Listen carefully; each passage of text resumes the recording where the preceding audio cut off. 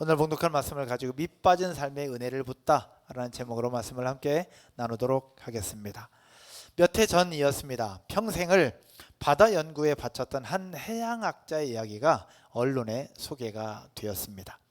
그는 해양 생태계를 위협하는 오염 문제를 알리기 위해서 정부와 기업, 시민단체들을 찾아다니며 데이터를 제출하고 세미나를 열면서 해양의 오염에 대한 부분들을 알리려고 노력을 많이 했습니다. 그러나 돌아온 것은 철저한 무관심이었습니다.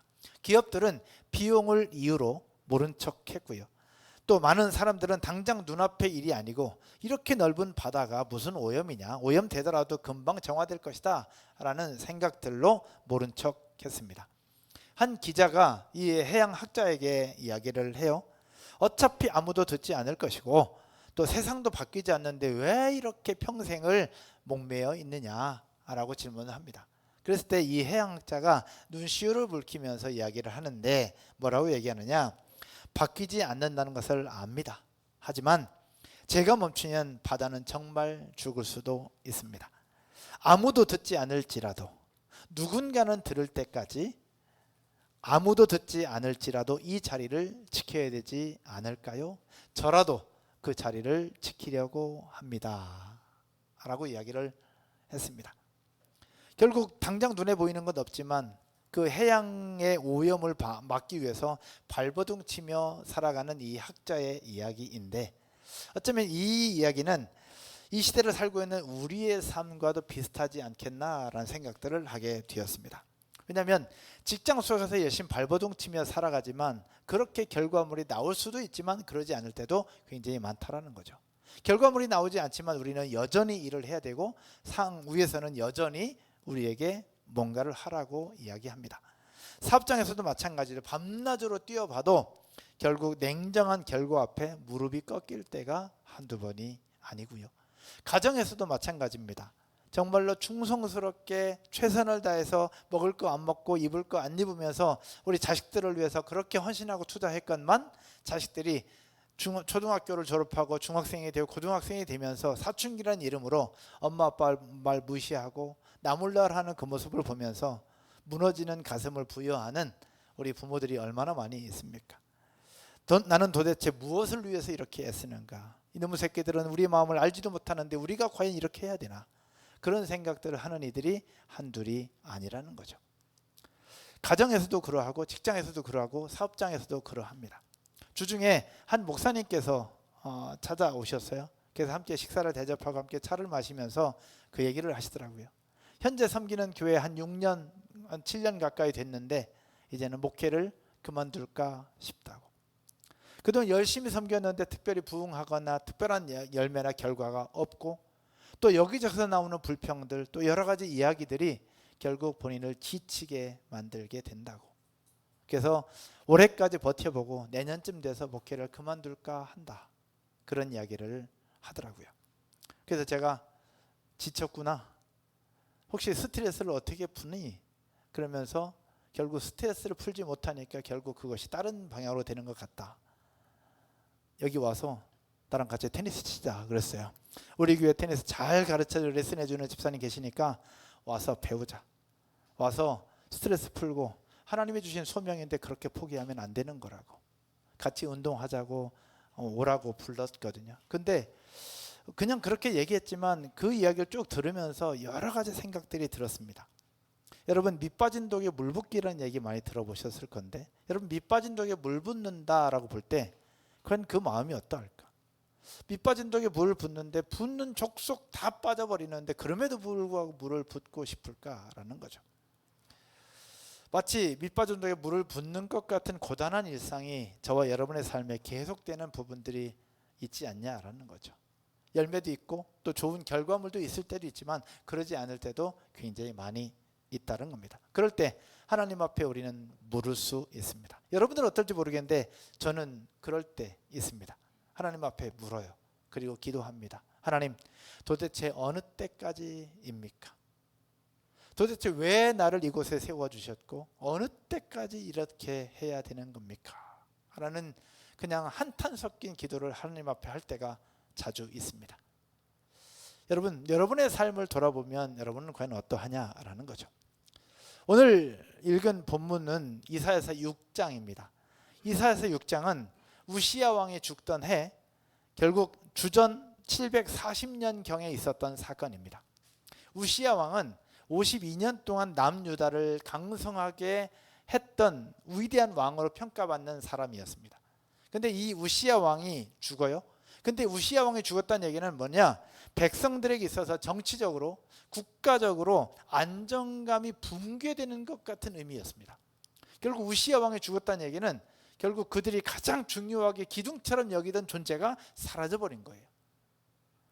그런 상황 속에서 그 남유다에게 상황은 뭐냐?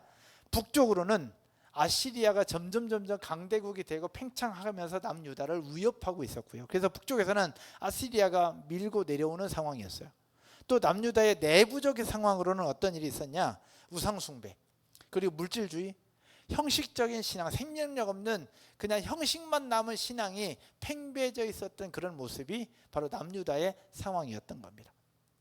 여러분, 이 큐티에서 봤겠지만 이사야서 1장부터 5장까지는 남유다에 대한 하나님의 심판, 또 하나님의 저주, 또 남유다가 어떠한 좀 모습인지를 하나님은 속속들이 하나하나 다 적나라하게 이야기하고 있는 부분들을 보여주고 있습니다.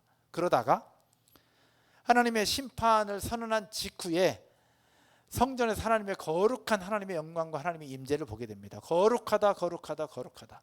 그 속에서 하나님의 영광의 임재를 맛본 이사야가 하나님의 음성을 듣고 하나님 앞에 소명하죠. 내가 여기 있나이다. 나를 보내주소서. 결국 하나님은 이사야를 선지자로 부르시고 그에게 소명을 맡겨주시는데, 이 이사야가 그 소명을 받고 가면, 여러분 생각할 때 뭔가 소명을 받고 대사로 파견되고 뭔가 뭔 일을 하기 위해서 간다면 그 사람을 통해서 또 다른 큰 일이 이루어질 것을 기다리지 않겠습니까? 가서 사람을 회복시키거나 그 땅을 살리거나 그 도시를 재생하거나 뭔가 사명을 가지고 떠날 거잖아요. 근데 이사야를 부르시는 것은 상황이 완전 달랐어요. 결국 이사야를 부를 때는 뭐냐? 바로 이미 심판이 예고된 백성들에게 보냄받은 사명이었어요. 다르게 표현하면 뭐냐? 이사야가 가도 아무런 변화가 없을 거예요. 이사야가 메시지를 전해도 아무런 변화가 없을 거다. 이사야가 아무리 복음을 전해도 아무런 변화가 없을 거다. 그럼에도 불구하고 너는 가라 라고 주시는 하나님의 소명이 여기 있었던 겁니다. 이것이 오늘 본문의 내용, 이사야의 중심 핵심 내용인데, 이 말씀을 가지고 그러면 하나님은 왜 가능성 없는 그곳으로 이사야를 보내시느냐라는 겁니다. 보내면 뭔가 가능성이 있고 열매가 있어야 되잖아요. 근데 가능성도 없고 열매가 없는 그곳에 하나님은 왜 이사야를 보내느냐라는 겁니다.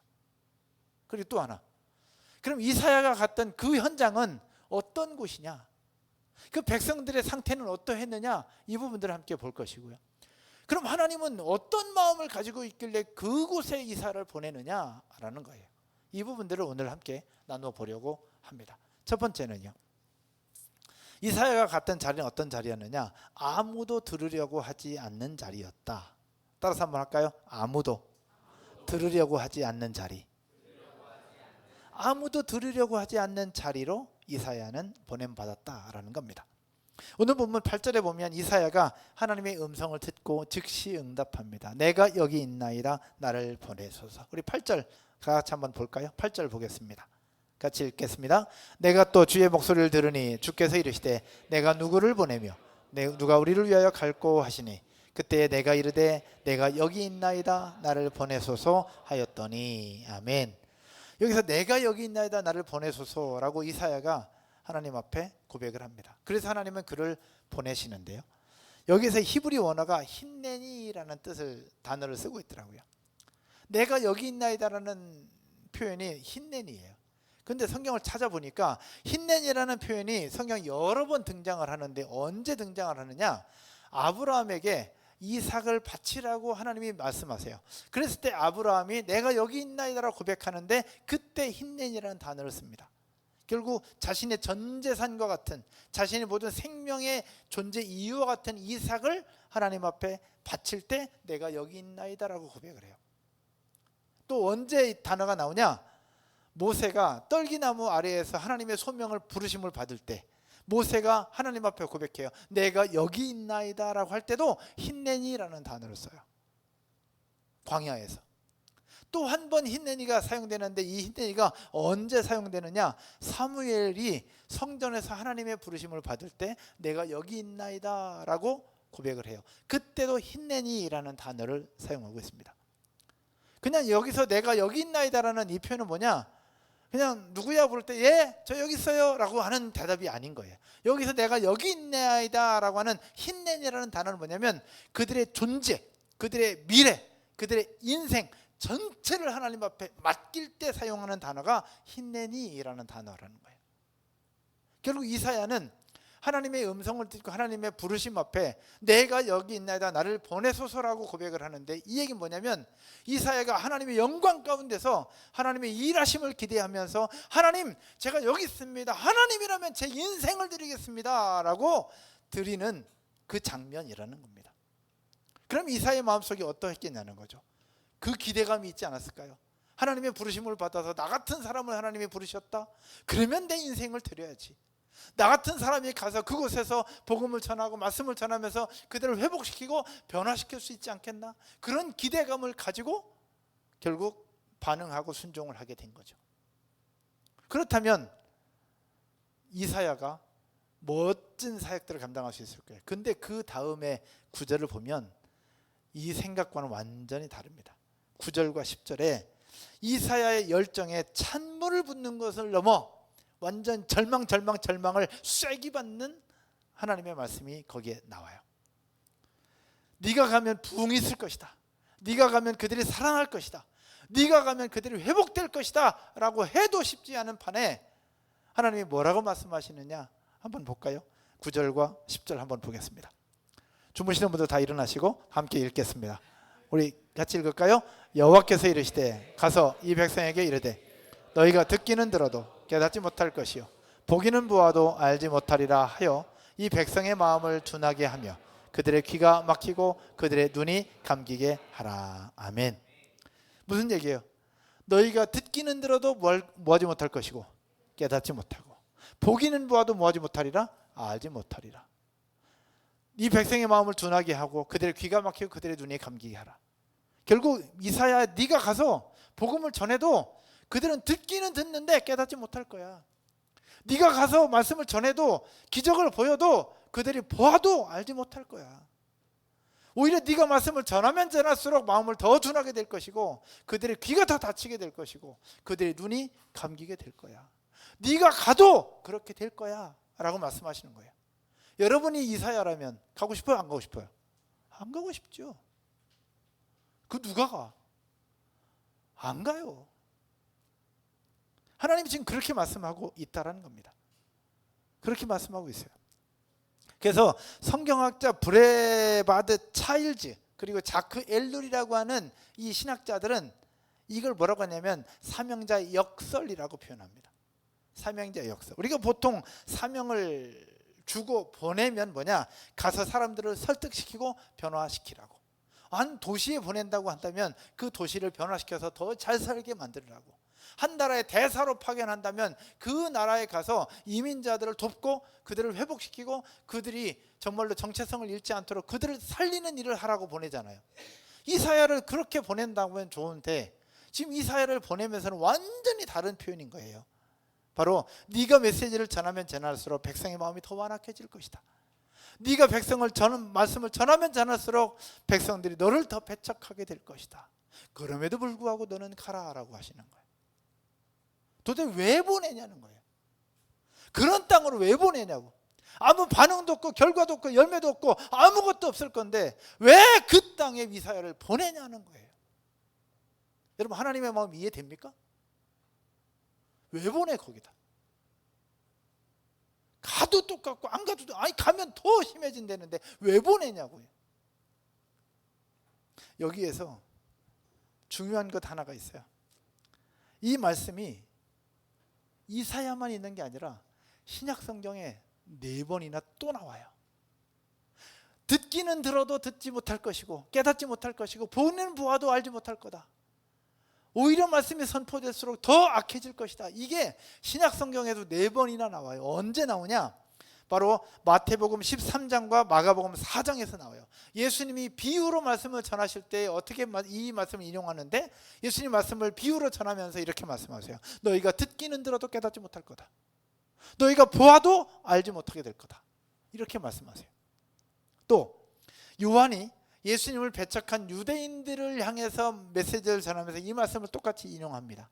당시 유대인들에게 당신들이 말씀을 들어도 깨닫지 못할 거다. 말씀을 보아도 알지 못할 거다. 이 얘기를 또 해요. 한 번 또 언제 얘기하느냐, 사도 바울이 로마에서 유대인들을 향해서 복음을 거부하는 유대인들을 향해서 복음을 전할 때 이 말씀을 또 똑같이 인용을 해요. 너희가 듣기는 들어도 깨닫지 못할 것이고 보기는 보아도 알지 못하게 될 거다. 그러면 이 말씀이 이사야 시대 때만 있는 것이 아니라는 얘기잖아요. 그렇죠? 이사야 시대 때도 그러했고 예수님이 사역하셨던 신약 시대에도 그러했다는 거예요. 근데 성경은 왜 구약에도 얘기하고 신약에도 얘기하고 있냐, 이런 거죠. 이 얘기는 뭐냐? 따라서 한번 해볼까요? 이 말씀이 구약에만 적용되는 것이 아니라, 신약에만 적용되는 것이 아니라 이 시대를 살고 있는 우리에게도 적용되고 있다. 이 시대를 살고 있는 우리에게도 적용되고 있다라는 거예요.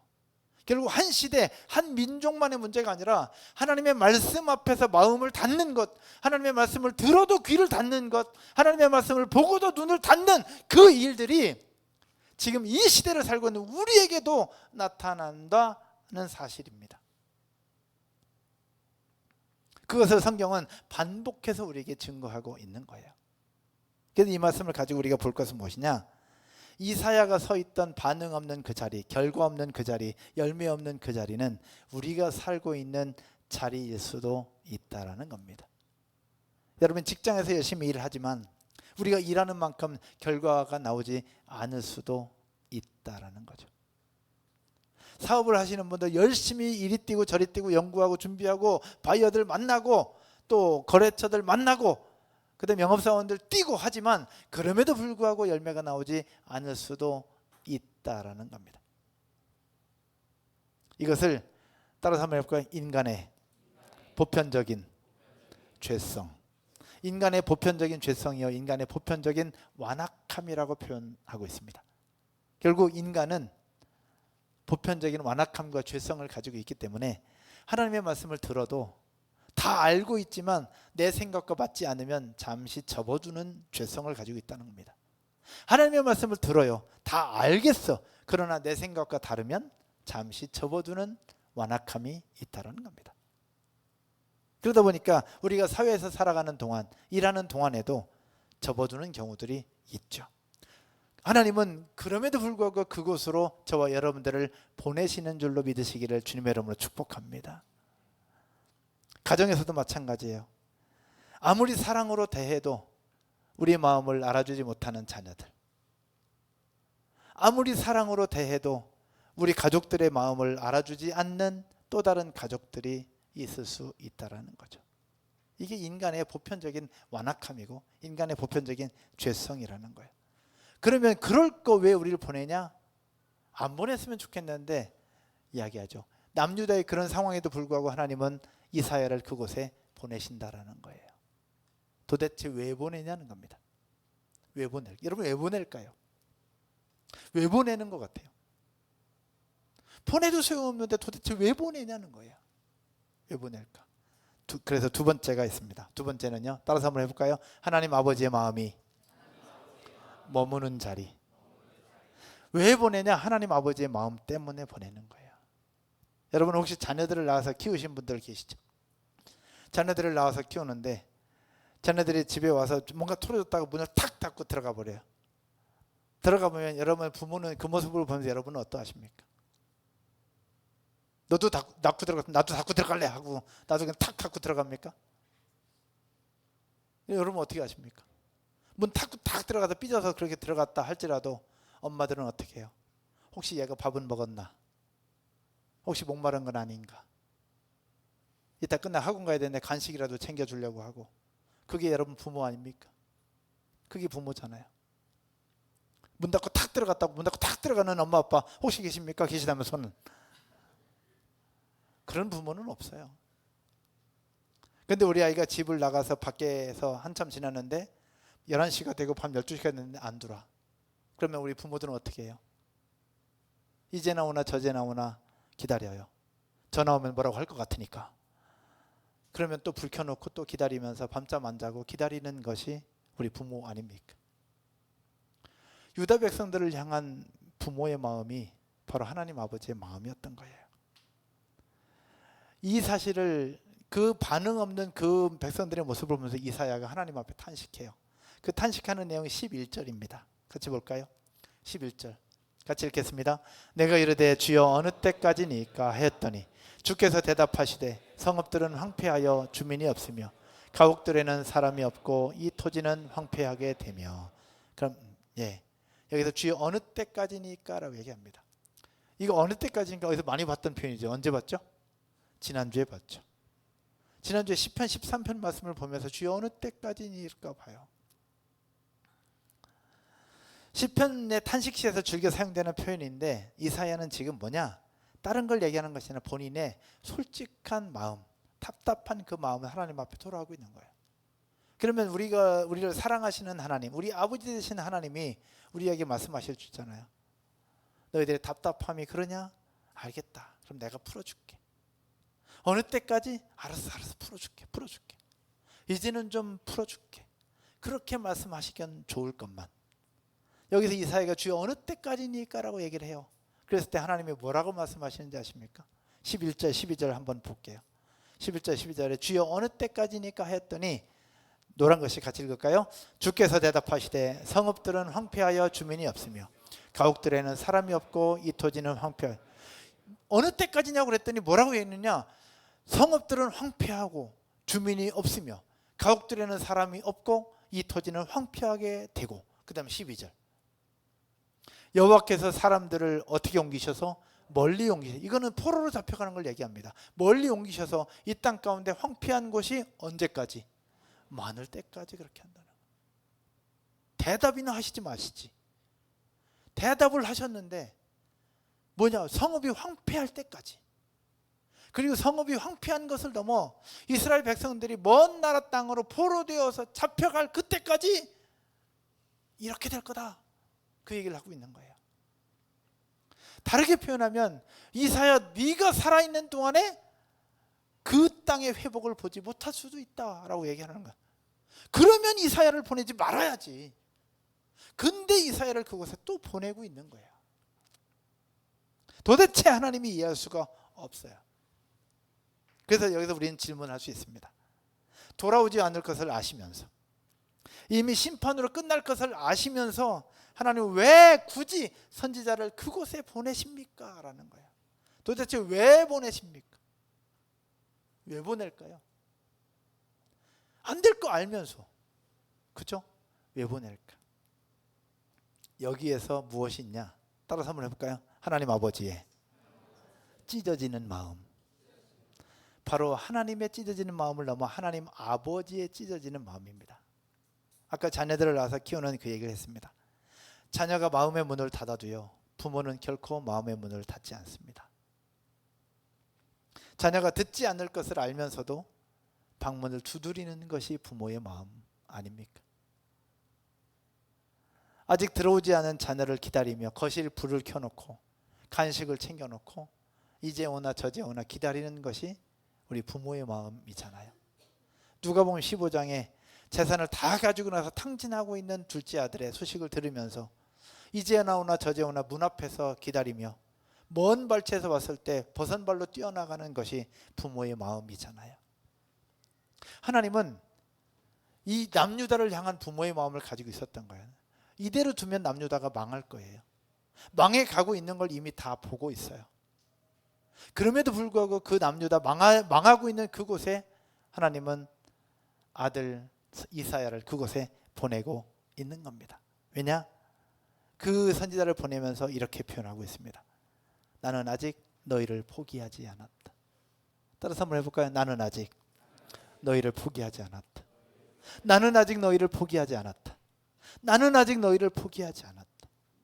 이사야 때가 아니면 호세아를 보내고 호세아 때가 아니면 에레미야를 보내고, 에레미야가 아니면 학개를 보내고, 학개가 아니면 스가랴를 보내고, 계속해서 하나님은 선지자를 보내시면서 나는 아직 너희를 포기하지 않았다, 나는 아직 너희를 포기하지 않았다, 나는 아직 너희를 버리지 않았다, 나는 아직도 너희를 사랑한다는 것을 계속해서 보여주고 있는 거예요.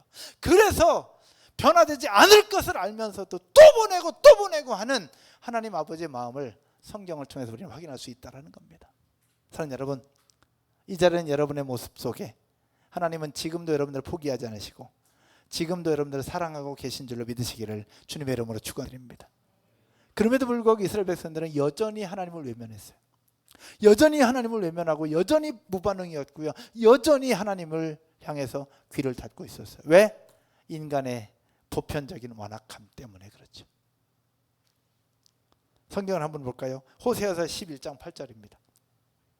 호세아서 11장 8절에 호세아 선지자를 통해서 하나님께서 이렇게 말씀하십니다. 에브라임은 이스라엘을 얘기합니다. 이스라엘 백성들을 통칭하는 표현인데 같이 한번 읽겠습니다. 에브라임이여 내가 어찌 너를 놓겠느냐, 이스라엘이여 내가 어찌 너를 버리겠느냐, 내가 어찌 너를 아드마같이 놓겠느냐, 어찌 너를 스보임같이 두겠느냐, 내 마음이 내 속에서 돌이켜 나의 긍휼이 온전히 불붙듯 하도다. 아멘. 어제 우리 병진 집사님과 통화했다고 했잖아요.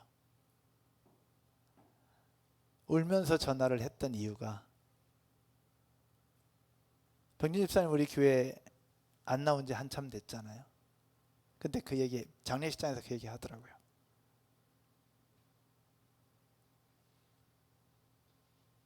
목사님 뵐 면목이 없다고.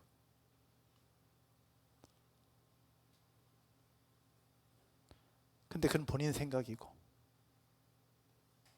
여러분 한 사람 한 사람을 사랑하는 목사에게는 그도 우리 자식이라는 거죠.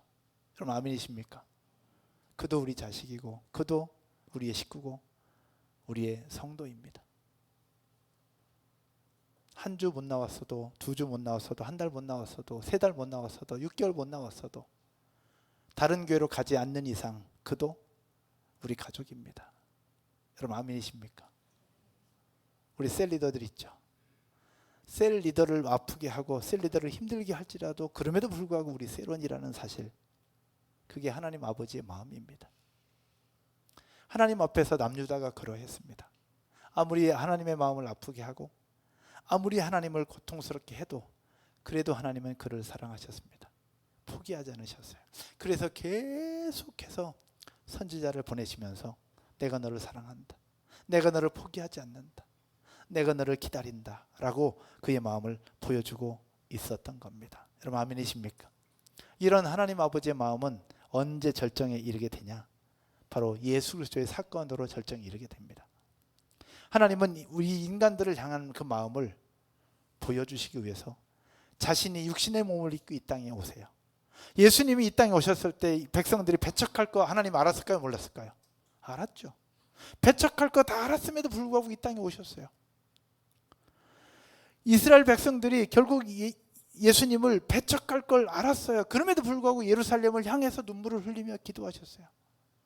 그럼에도 불구하고 그들을 향해서 복음을 외치셨고요. 그럼에도 불구하고 그들을 위해서 십자가를 지셨어요. 그들이 조롱하고 멸시할 거 다 아시면서도 그럼에도 불구하고 그곳에 오셨어요. 왜? 그들을 구원하시기 위해서, 그들을 사랑하시기 때문에. 할렐루야. 그 은혜와 사랑이 당시 이스라엘 백성들에게만 있냐? 아니에요.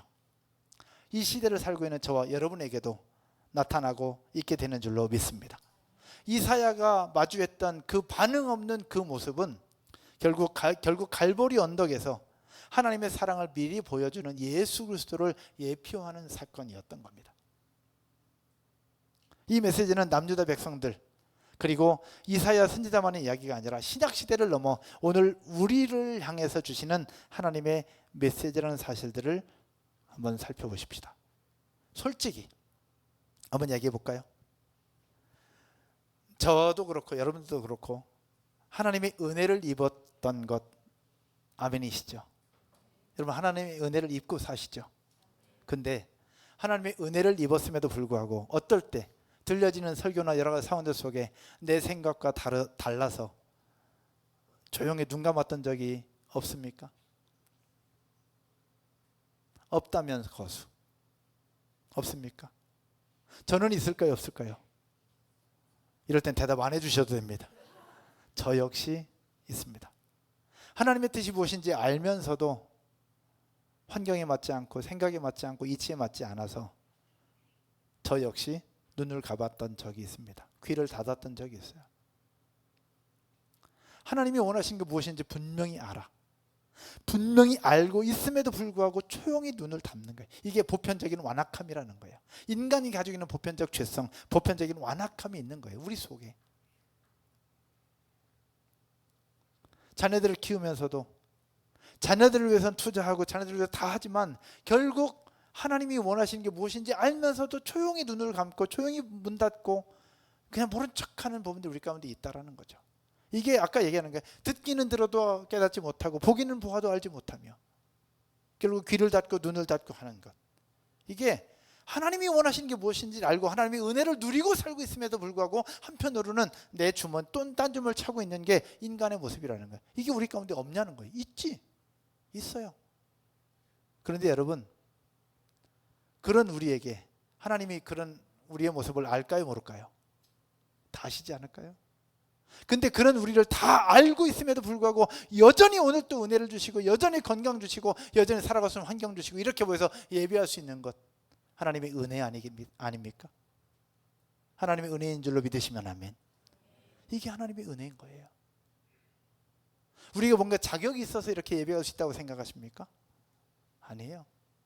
자격이 있어서가 아니라 우리의 부족함과 연약함에도 불구하고 여전히 우리를 사랑하시고 포기하지 않으시는 하나님의 은혜를 부어주시기 때문에 우리가 이렇게 예배할 수 있고 섬길 수 있는 것 기억하시기를 주님의 이름으로 축복합니다. 우리 국내 선교 5개 교회 가는 것, 우리가 선택하고 결정했으니까 가는 것 같아요? 가서 뭘 할 수 있겠습니까? 우리가 가는 것은 뭔가 있어서 가는 게 아니에요.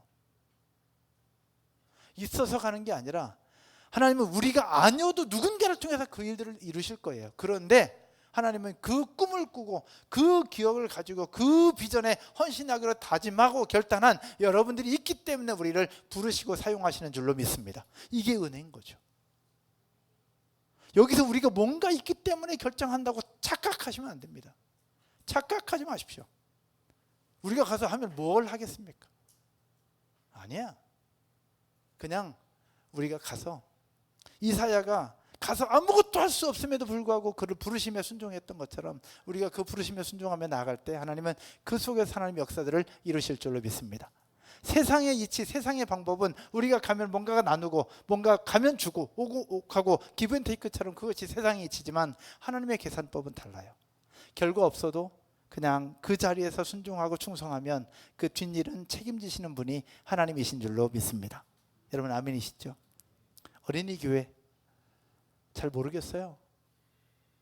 자녀아빠들 꿈을 꾸고 이미 시작을 하고 가고 있지만 기도하면서 어떤 생각이 듭니다. 왜 우리 교회일까? 왜 저일까? 계약을 했어요. 돈이 있냐? 아니에요. 우리 교회 집사님 중에 한 분이 이 사실을 알고 크게 헌금해 주셨어요. 그래서 이것저것 다 끌어당겨서 계약을 했어요. 그랬더니 또 여러분들이 헌금해 주셔서 또 채워주고 또 채워주고 그렇게 했어요. 이젠 그 안에 뭔가 넣으려면 또 채워져야 되는 거예요. 근데 그러면서 어떤 생각이 들었어요.